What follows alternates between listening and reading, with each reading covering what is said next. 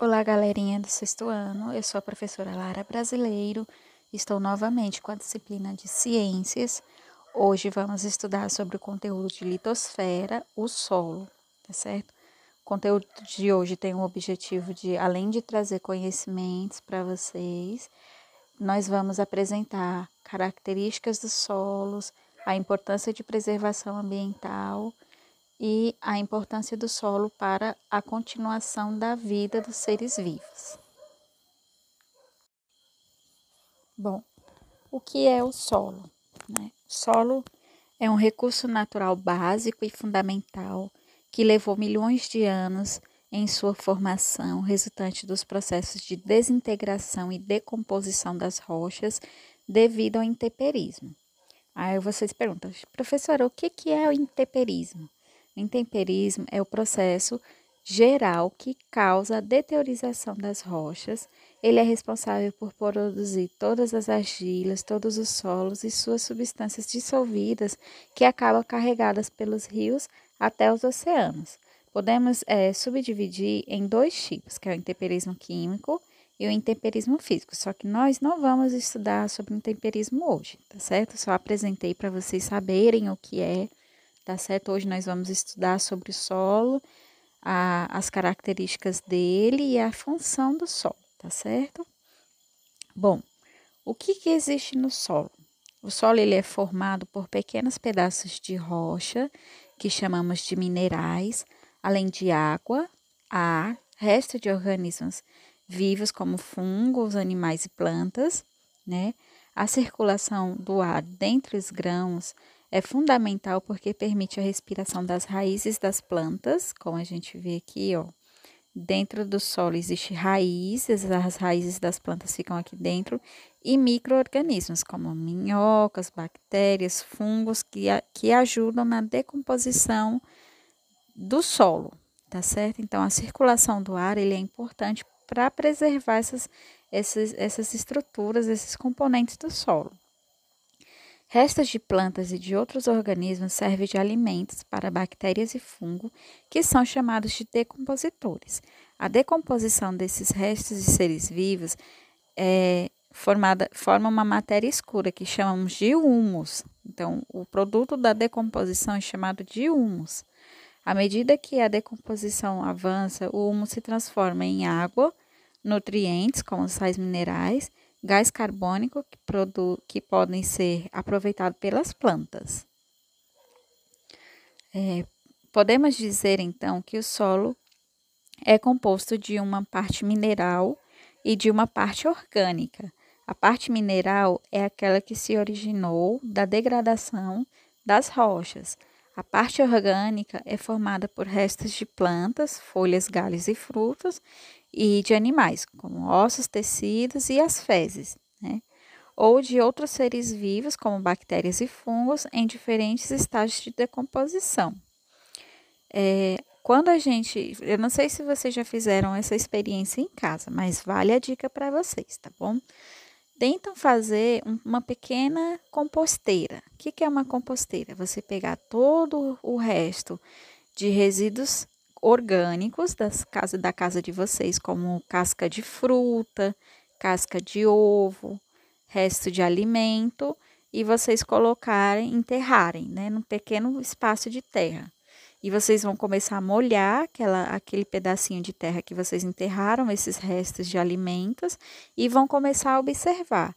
Esses alimentos que foram enterrados, eles vão se decompor, né? Esse processo de decomposição, ele é feito por pequenos seres vivos que ficam debaixo da terra, né? Que chamamos de fungos, de bactérias, de minhocas, né?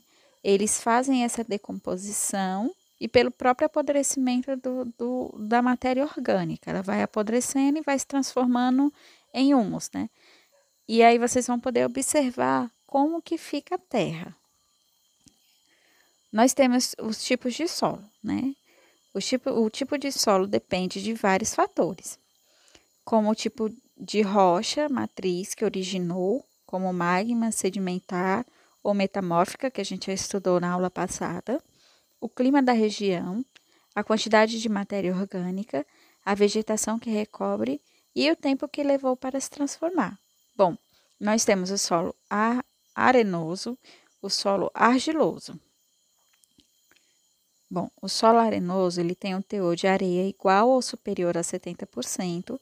Esse solo seca logo porque são muito permeáveis, os grãos são maiores e há grandes espaços entre eles. Os sais minerais e a matéria orgânica que servem de nutrientes para as plantas são carregados pela água e por isso o solo arenoso são geralmente pobres em nutrientes. Então não fica muitos nutrientes nesse solo, porque é facilmente levado pela água. Já o solo argiloso predomina partículas de argila, embora haja também silt e areia. Os solos são considerados argilosos quando contém 35 a 60% de argila.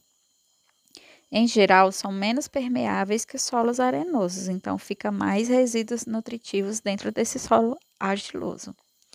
Também temos o solo umífero, também chamado de solos orgânicos, nos quais há predominância de matéria orgânica como o humus, e os solos minerais, nos quais predomina material mineral. Esses dois tipos de solo, eles são ricos e... Deixa eu voltar aqui. Eles são ricos e são mais aptos para o plantio, né? Então, o solo humeroso e o solo mineral, eles são mais indicados para a planta.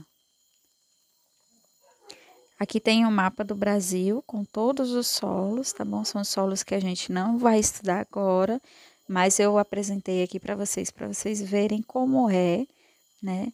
Se a gente olhar aqui no mapa, o Brasil tem predominância no solo latossolos, né? Que é esse mais laranjinha aqui, ó, em todo o Brasil tem desse tipo de solo, tá? Em todos os cantos, e ele é o que mais predomina no Brasil. Tá certo? A preparação do solo. Bom, o aumento da população humana. O aumento da população humana tornou necessário a produção de quantidades cada vez maiores de alimentos.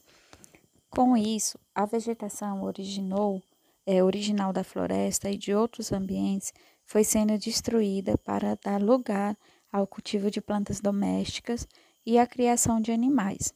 Hoje, o desmatamento é feito com máquinas, como tratores, serras, né, por exemplo, e com fogo, que causa uma série de problemas e ainda pode resultar em queimadas sem controle.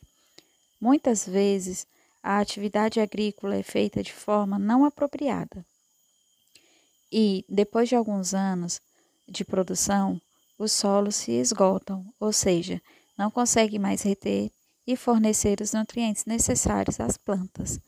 Para preservar o solo e garantir boa colheita, são necessários certos procedimentos que devem ser orientados por profissionais como agrônomo, biólogo e engenheiros ambientais. Bom, como podemos ver,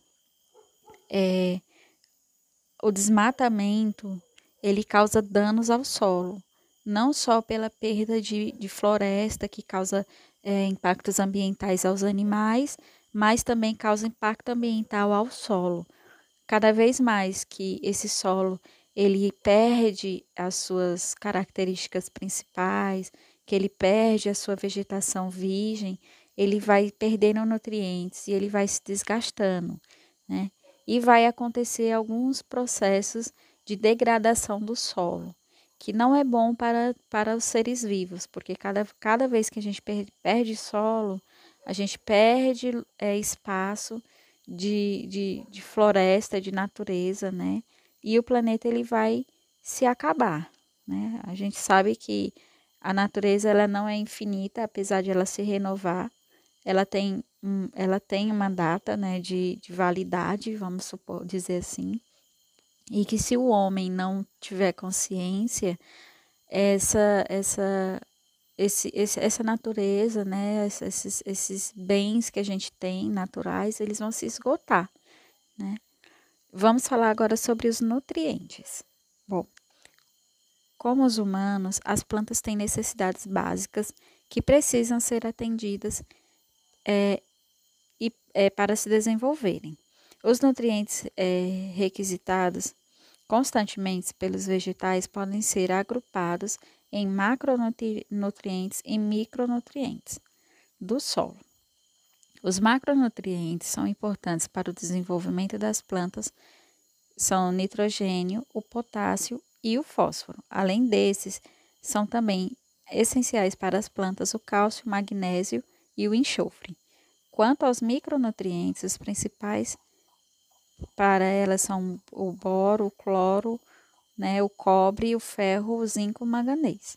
Tanto os macronutrientes e os micronutrientes são necessários para o bom desenvolvimento da planta e para a formação de florestas e frutos saudáveis, de flores e frutos saudáveis.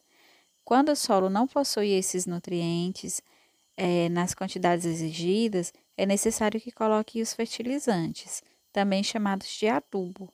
No entanto, essa adição de adubo tem que ser feita de forma sustentável, com a preservação do meio ambiente e a melhoria da qualidade da planta. Bom, a água.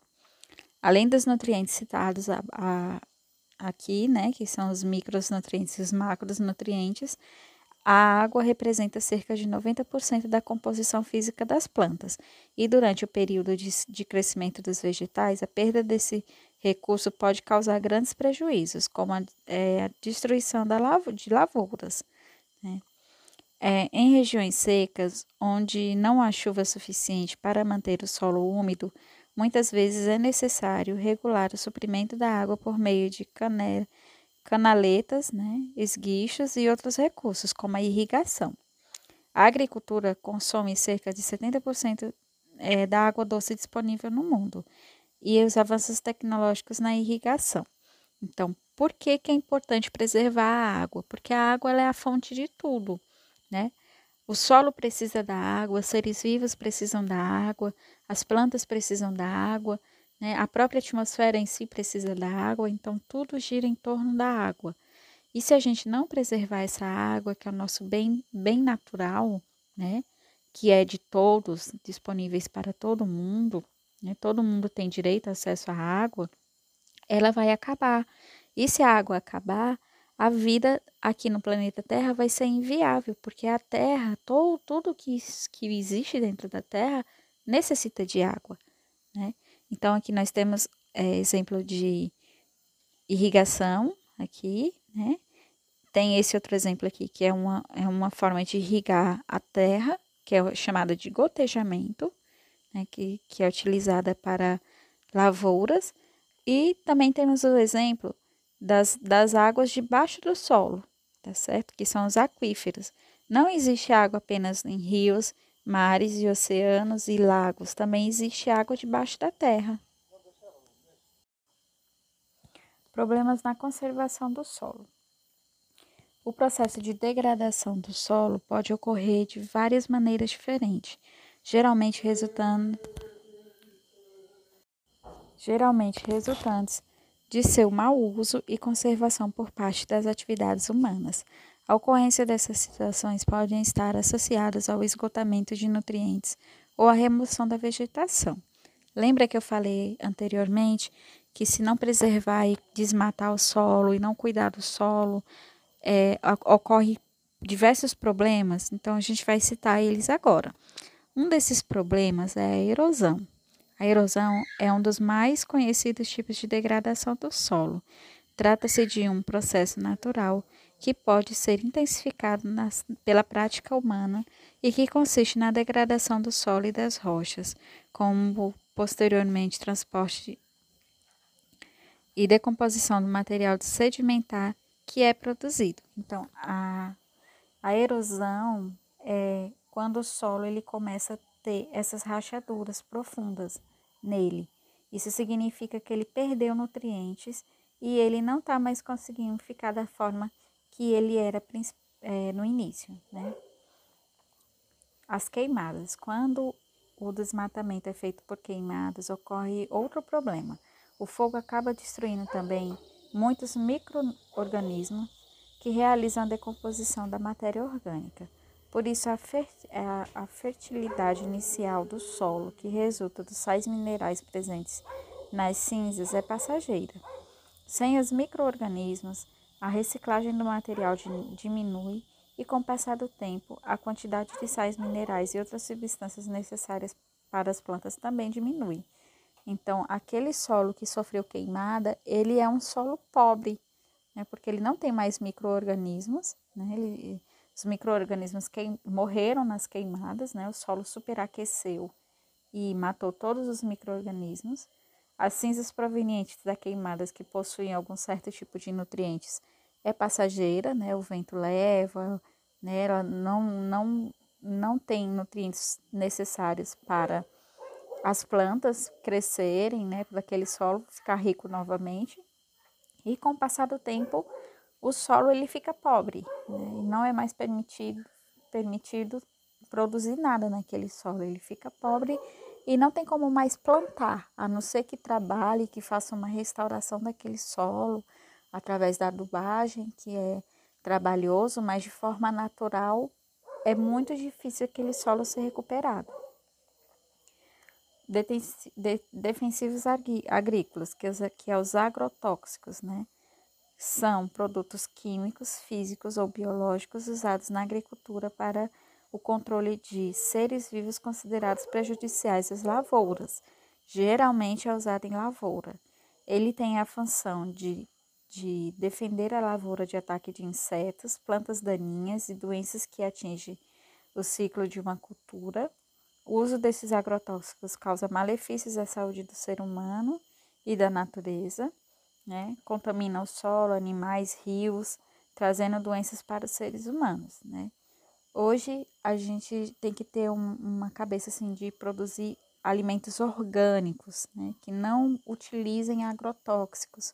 Por quê? Porque já foi comprovado que esses agrotóxicos causam muitas doenças nos seres humanos, né? E para a natureza em si, contamina rios, contamina o solo ele fica cheio de produtos químicos que vai matando micro-organismos.